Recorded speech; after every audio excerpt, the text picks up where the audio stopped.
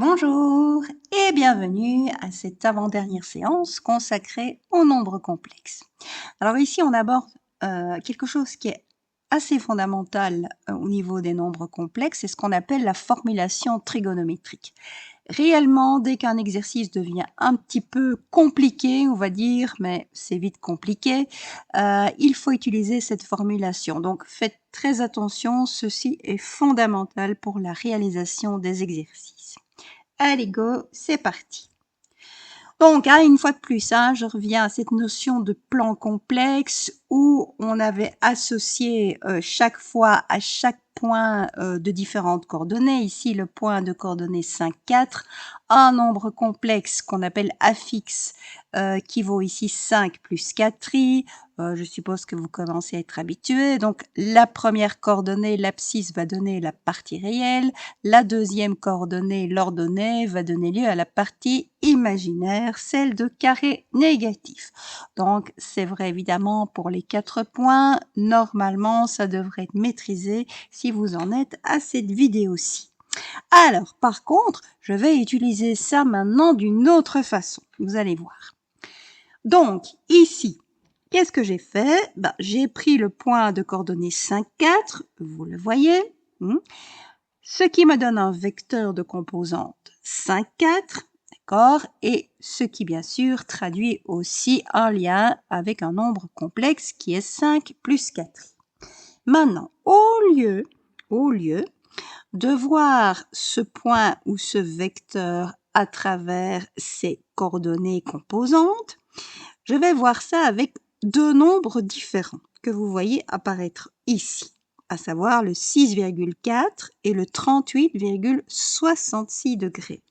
Donc ici, je vais remplacer mes deux données, 5, 4, qui sont donc les coordonnées du point rouge ou les composantes du vecteur noir, ça revient au même, par deux autres données qui seront 6,4 et 38,66 degrés. Alors, comment comprendre ça et comment mettre en évidence ces deux autres données? Très simplement. En fait, pour aller jusqu'au point rouge, vous devez faire quoi? Soit effectivement, vous prenez 5 unités sur l'axe horizontal et puis vous élevez de 4 unités verticalement. Ça, c'est la référence aux deux premières données, 5, 4. Soit vous partez de l'horizontalité et vous dites, tiens, je vais quitter l'horizontale et m'élever d'un angle de 38,66 degrés. Et puis, une fois que je me serai élevé de cet angle de 38,66 degrés, je vais tracer ici une demi-droite. Et sur cette demi-droite, qui fera donc un angle de 38,66 degrés avec l'horizontale, sur cette demi-droite, je vais reporter une longueur de 6,4 cm, si je parle en centimètres ici. Donc c'est très simple, et vous avez droit évidemment au même point, au même vecteur. Simplement, au lieu d'aller horizontalement et verticalement, vous faites un angle par rapport à l'horizontale et puis sur l'oblique, vous allez sélectionner une certaine grandeur. Maintenant, comment les obtient-on, ces grandeurs-là? Eh bien, comme ceci, tout simplement. Regardez, je pars de la philosophie d'origine en disant, normalement, avec 5, 4, je travaille d'abord horizontalement, jusqu'à arriver au point bleu, là que vous voyez, et puis je m'élève verticalement de 4 unités. Donc ça, ce sont les deux côtés, les deux segments de droite que vous voyez en pointillé, 5 et puis 4. Mais ces deux segments de droite, là, constituent en fait les deux côtés de l'angle droit d'un triangle rectangle, dont l'hypoténuse n'est rien d'autre que le segment qui est tracé avec des traits plats et dont la longueur vaut 6,4. Alors, qui dit triangle rectangle dit forcément apparition de cette magnifique relation que vous connaissez. Le carré de l'hypoténuse est égal à la somme des carrés des côtés de l'angle droit. Merci, monsieur Pythagore. Donc ici, ce n'est pas le carré de l'hypoténuse que je veux, mais simplement sa longueur, qui me sera donc donnée par la racine carrée de la somme des carrés des deux côtés de l'angle droit. Donc ici, je vais faire 5 au carré plus 4 au carré, ce qui va me donner 25 plus 16. Donc ça me donne 41. Et puis, je prends la racine carrée, calculette, ça me donne 6,4. Voilà comment on obtient cette longueur de 6,4. Pour l'angle maintenant, on va toujours utiliser le fait d'avoir un triangle rectangle. Et rappelez-vous, on a des relations assez extraordinaires dans un triangle rectangle qu'on mémorise à travers l'acronyme SOHCAHTOA. Donc, qu'est-ce que ça veut dire? Ça veut dire, que le sinus d'un angle, donc en l'occurrence ici l'angle d'amplitude 38,66 degrés, le sinus d'un angle sera obtenu comme la longueur du côté opposé à cet angle, donc ici c'est celui qui mesure 4 cm, divisé par l'hypoténuse, quand on vient calculer la longueur, 6,4.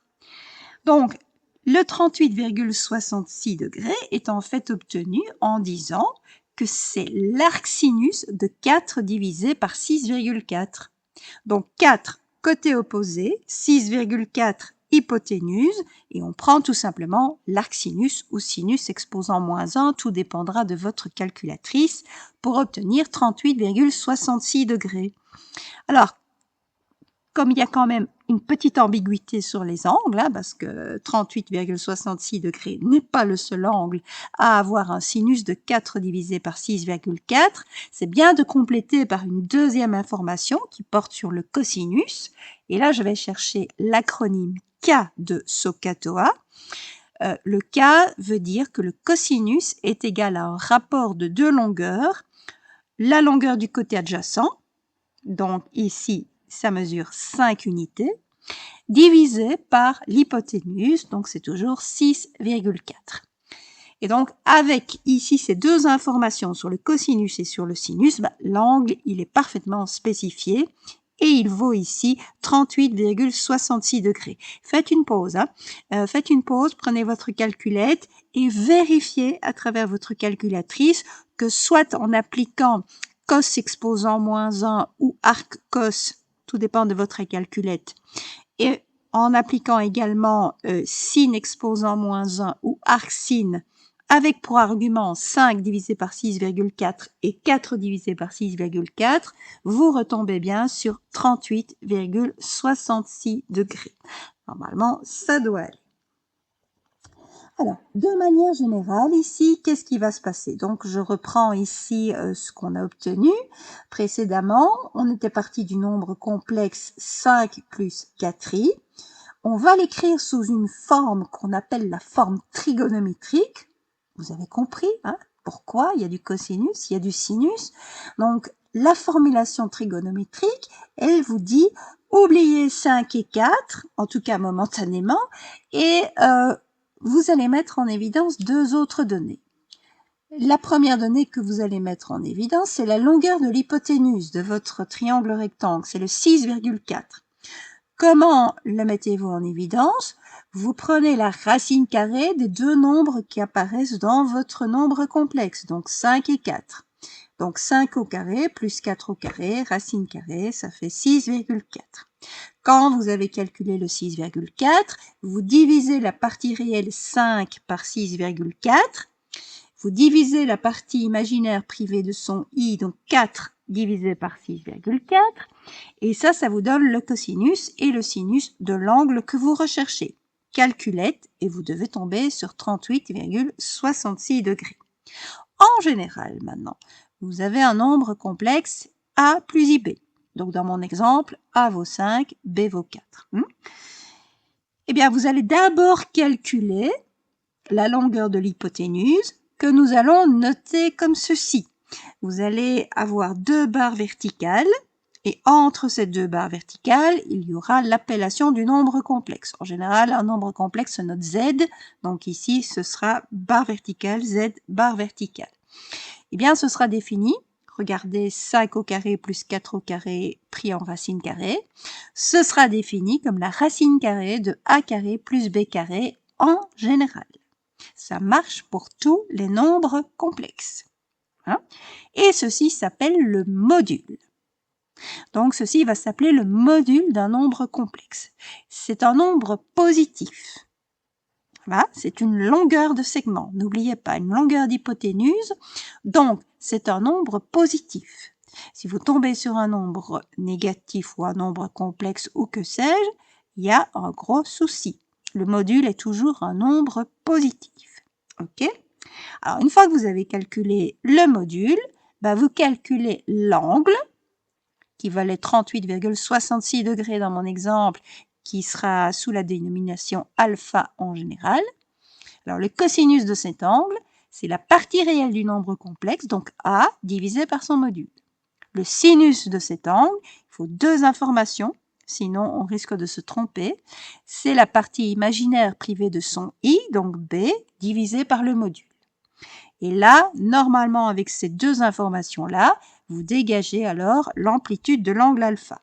Angle alpha qui s'appelle argument. Donc, vous remplacez ici les deux nombres 5 et 4, ou A et B, de votre nombre complexe de départ, par deux autres données qui sont absolument équivalentes. Vous connaissez le nombre complexe, que ce soit à travers 5 et 4, ou à travers 6,4 et 38,66 degrés. Voilà. Donc, ici, le 6,4 s'appelle le module, le 38,66 degrés, l'angle d'amplitude 38,66 degrés s'appelle l'argument. Ce sont les deux données qui vont vous permettre de mettre en évidence la formulation trigonométrique d'un nombre complexe. Et en général, vous allez écrire donc votre nombre complexe comment? Donc, votre nombre complexe, il s'appelle Z, donc je remets Z. Alors le A, regardez ici la dernière relation. Le A, je peux l'écrire comme le module fois le cosinus de l'argument. Je l'écris comme ça. Ce sera donc le module fois le cosinus de l'argument. Et puis j'ai un plus I fois B. B, regardez la dernière relation, peut s'écrire comme le module fois le sinus de l'argument. Donc ici, ce sera I fois le module fois le sinus de l'argument. Et ce module se trouvant dans les deux termes, je peux le mettre en évidence. Donc, qu'est-ce qui va me rester? Qu'un nombre complexe peut toujours s'écrire comme le module de ce nombre complexe fois cosinus alpha plus I sinus alpha. Eh bien, ce cosinus alpha plus I sinus alpha, on va l'écrire sous une forme assez spéciale, mais vous allez vous habituer à ça. On va l'écrire comme un 6. Alors pourquoi? Ça veut rien dire sinon que c'est un acronyme. Le C pour cosinus, le I parce qu'il y a une multiplication par I, et le S pour sinus. Voilà, tout simplement. Donc c'est une façon d'écrire en abrégé plutôt que de perdre son temps à écrire chaque fois cosinus alpha plus I sinus alpha. Donc c'est une façon d'écrire en abrégé ici ce cosinus alpha plus I sinus alpha. Ce sera donc équivalent à 6 de alpha. Et c'est sous cette forme-là que nous retiendrons la formulation trigonométrique d'un nombre complexe. Donc dès que vous voyez du 6, bang, ça veut dire que c'est la formulation trigonométrique de notre nombre complexe. Alors, petite information quand même, les physiciens ont tendance à ne pas écrire 6, mais à écrire ça d'une manière qui est tout à fait équivalente, c'est exactement la même chose, mais à travers une exponentielle. Une exponentielle avec un i, exponentielle de i alpha. Donc exponentielle de i alpha, par définition, c'est cosinus alpha plus i sinus alpha. Et les physiciens utilisent plutôt ça. Donc, dans tous vos cours de physique, quand vous allez voir apparaître exponentielle de i fois un angle, ce sera le cosinus de cet angle plus i fois le sinus de cet angle. Ça, c'est vraiment équivalent. Voilà, ça c'était, je vais dire, la chose la plus importante de la formulation trigonométrique. Je peux remplacer la connaissance de mes deux nombres, partie réelle, partie imaginaire, par la connaissance de deux autres nombres, un nombre positif, qui est le module, et qui correspond à une longueur de segment, et un angle. Forcément, un angle, voilà, l'amplitude elle est limitée, vous devez faire un tour de 360 degrés au plus. dont les cosinus et sinus donc vous sont donnés. Voilà, tout simplement. Alors, attention, ici j'attire quand même votre attention sur le fait qu'il y a quelque chose de casse-gueule, pardonnez-moi l'expression, avec cette formulation trigonométrique. Et je vais tout de suite vous mettre au courant. Regardez ici le nombre complexe que j'ai représenté. Moins 6, moins 3i.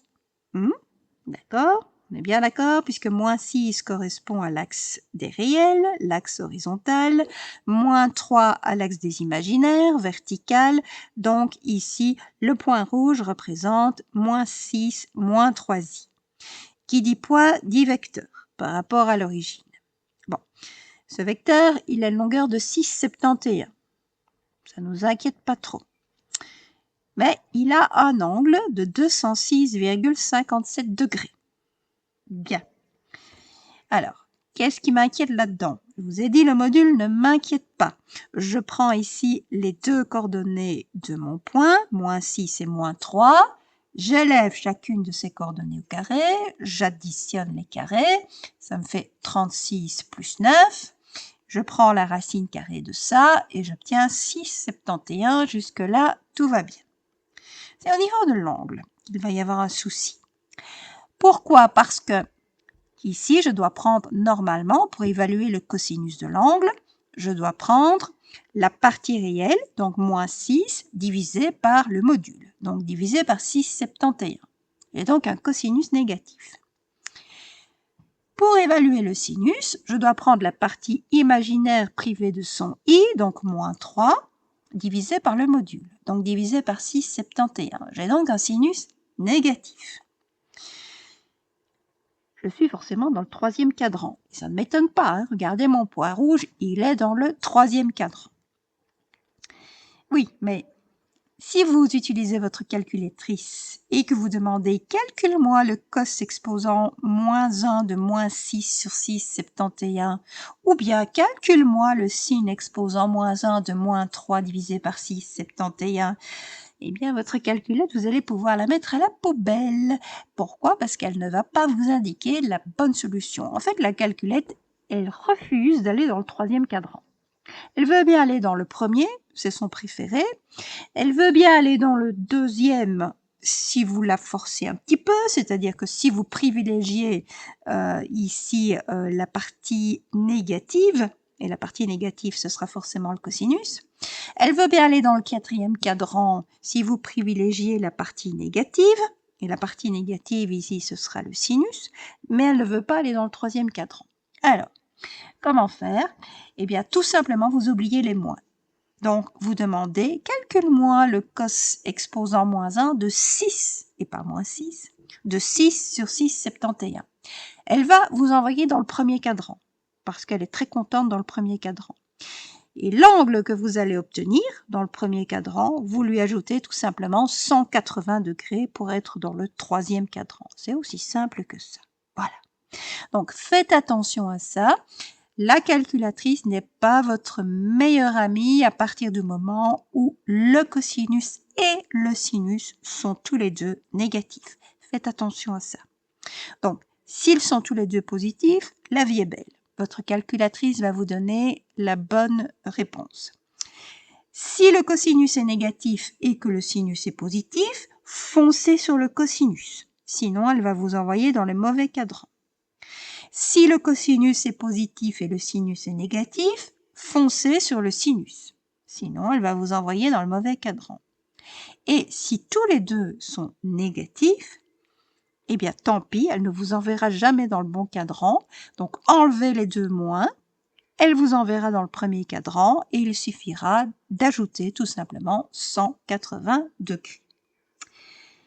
Bon, eh bien, on va ici revenir à nos moutons, c'est-à-dire à deux opérations qui vont nous permettre en fait, enfin la formulation trigonométrique va nous permettre d'envisager ces deux opérations-là sous un angle différent.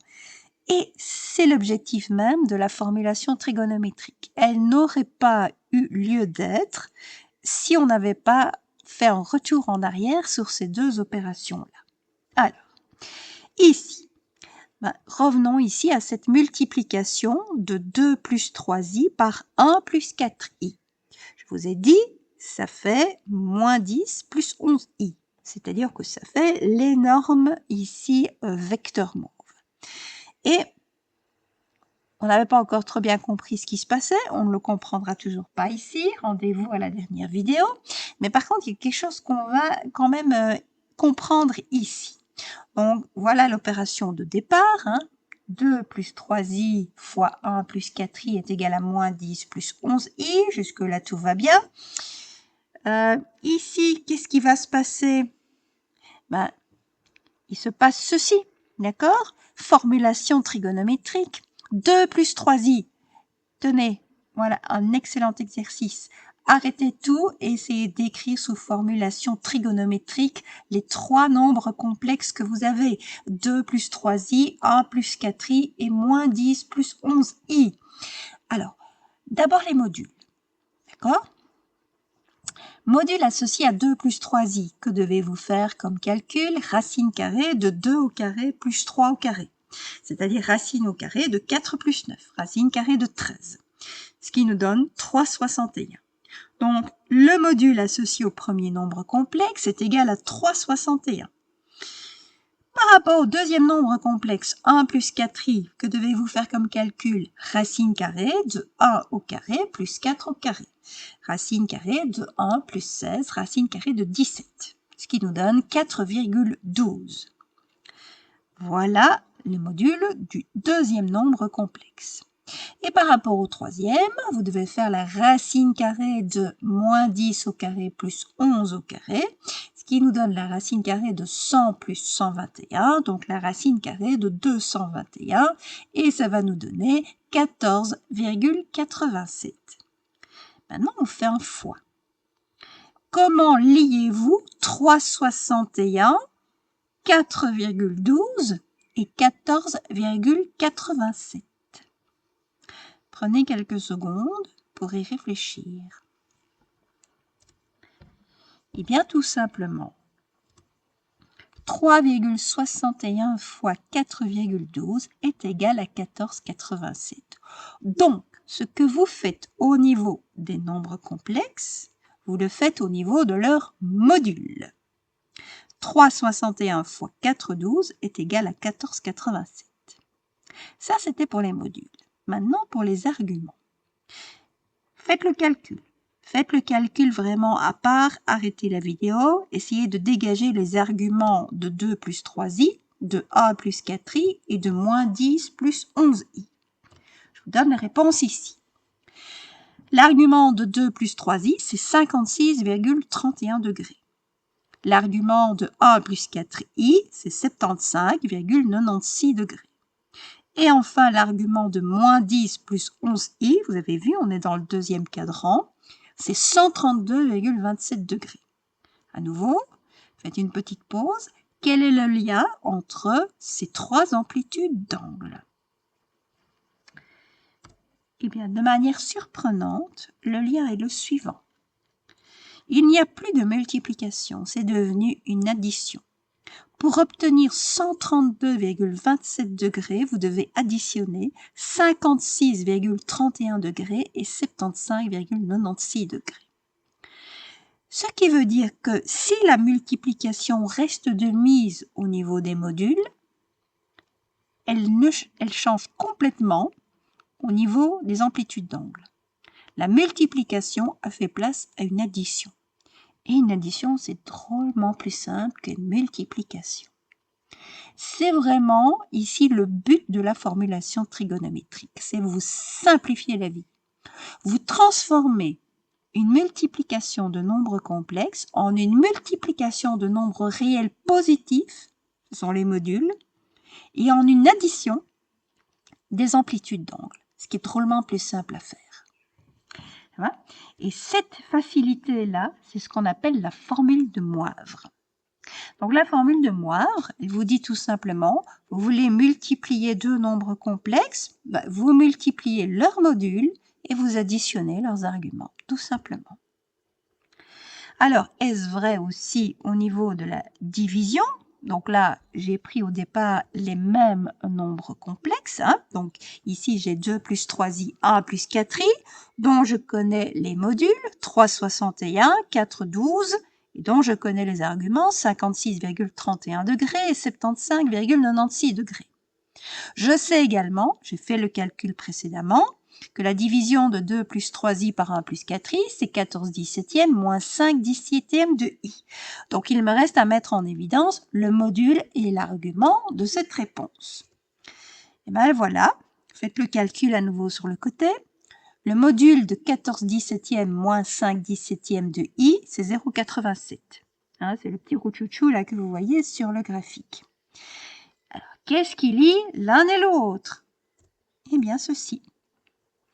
En fait, 3,61 divisé par 4,12 est égal à 0,87. Donc, ce que je fais sur les nombres complexes, à savoir une division, je le fais également sur les modules. Et au niveau des arguments, ben vous avez 56,31 degrés, 75,96 degrés, et le petit de 0,87, là dont l'argument est moins 19,65 degrés, puisque vous êtes dans le 4e cadran. Quel est le lien entre ces trois angles? Le voilà. C'est une soustraction. 56,31 degrés moins 75,96 degrés est égal à moins 19,65 degrés. Donc là aussi, au niveau des arguments, il n'y a plus la division de départ, ça a été transformé en une soustraction. Et c'est à nouveau la formule de Moivre qui vous indique ça. C'est vraiment l'objectif premier ici de la formulation trigonométrique des nombres complexes. Vous gardez la même opération, que ce soit multiplication ou division, au niveau des modules, et vous changez cette opération au niveau des arguments. La multiplication devient une addition, la division devient une soustraction, ce qui est drôlement plus simple à faire. Et vous allez voir qu'au niveau des exercices, ça va vraiment nous faciliter la vie, mais vraiment beaucoup, beaucoup. C'est l'objectif de la formulation trigonométrique. Hein. On serait vraiment perdu dans des calculs pas possibles si on n'avait pas cette formulation-là à notre disposition pour certains exercices.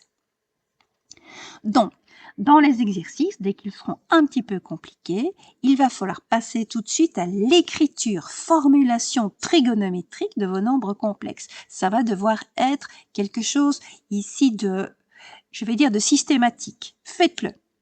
Et puis, appliquez les formules de Moivre si vous avez affaire à une multiplication ou à une division. Voilà.